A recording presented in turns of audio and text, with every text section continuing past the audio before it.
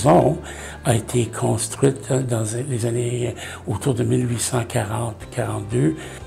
La maison est passée entre plusieurs mains, mais ce que je sais, c'est qu'avant que mes parents achètent la maison en 1944, l'ancien propriétaire et l'autre ancien propriétaire étaient des médecins.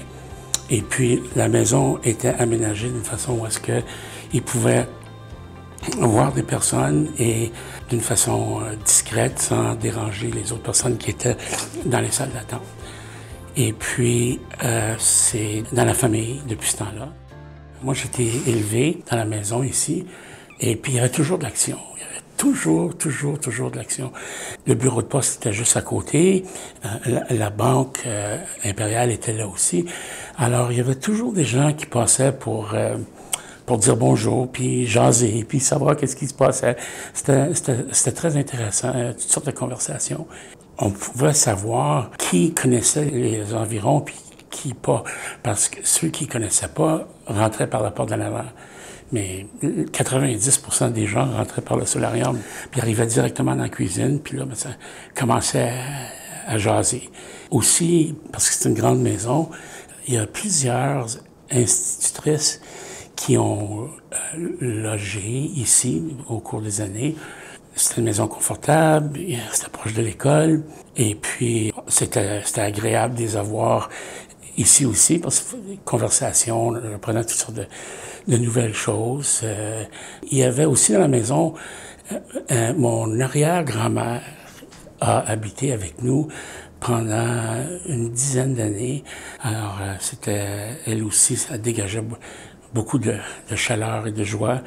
Puis en plus de ça, ma mère était assez impliquée dans les activités du village. Alors, le cercle des fermières, et puis en anglais, Women's Institute, alors elle faisait partie des deux.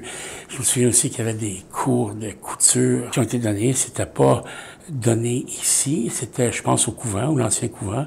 Mais les gens venaient ici après pour pratiquer, pour faire leurs costumes. C'est ce que je me rappelle. Et puis, ça aussi, ça bourdonnait. Il y avait toujours d'activité. Puis, évidemment, en temps d'élection, ça bourdonnait encore plus parce que là, c'était encore un genre de carrefour. Est-ce que les gens venaient pour parler de ces choses-là? Et puis, puisque au début, mon grand-oncle était premier ministre du Canada, ça ajoutait une autre dimension à qui venait faire un tour à la maison. Ça a toujours été plein de vie. J'ai quitté la maison pour aller habiter une maison sur le chemin de Moses River avec une groupe de personnes. On appelait ça une commune, mais c'était pas vraiment dans ce modèle-là. Et puis, à un moment donné, j'ai décidé que je voulais voyager. Puis à cette époque-là, voyager sur le pouce, c'était facile et le fun et l'occasion de rencontrer beaucoup de monde. Et puis je me rappelle le soir, avant de partir du village, j'étais capable de compter et identifier toutes les personnes qui vivaient dans le village. Il y en avait 297. Et puis, c'était ça, c'était pour le savoir. Puis après ça, je suis parti et je fais le tour du Canada. Et puis, je suis revenu ici occasionnellement entre deux aventures, si tu veux.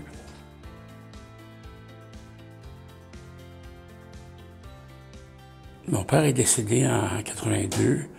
Et ma mère a resté dans la maison pendant quelques années avant de déménager parce qu'elle était pas capable de l'entretenir. Et puis là, on l'a loué pendant, je pense, une vingtaine d'années. Et puis, finalement, on arrivait à notre proche de la retraite, mon épouse et moi. Et puis, on avait toujours pensé que revenir à Compton, ce serait un projet. Puis, on mijotait des choses. Moi, je pensais à un café. Elle parlait peut-être à un magasin de fleurs. À un certain moment donné, elle a commencé à avoir l'idée d'avoir une maison des arts pour encourager les artistes locaux, pour leur donner une chance de présenter leurs œuvres et puis d'animer un peu la communauté dans cette direction-là. Et puis là, on a rencontré du Club des Lions qui était enchanté de l'idée et engagé. Alors, ils nous ont aidé énormément à la partir, à faire des liens à travers les endroits pour que ça ait de la publicité. Et puis quand il y avait des ouvertures, il était ici pour servir le vin ou le mou de pomme ou dans la cuisine en train de faire la vaisselle pendant que l'événement continuait. C'était vraiment extraordinaire. Et puis, c'était comme si ça redonnait vie à la maison. C'est difficile pour moi d'identifier un souvenir précis.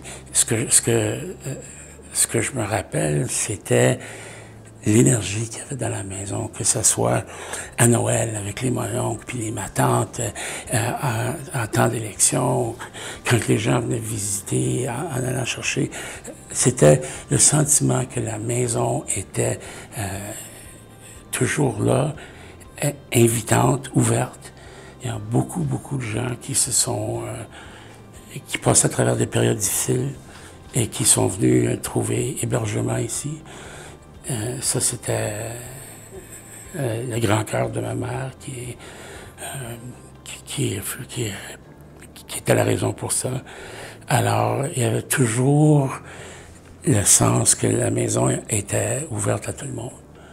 En fait, pour moi, c'est la cuisine. Parce que c'était toujours, ça commençait toujours là. Alors, les repas, les rencontres, les discussions, c'était ma pièce préférée, c'est la cuisine, c'est certain.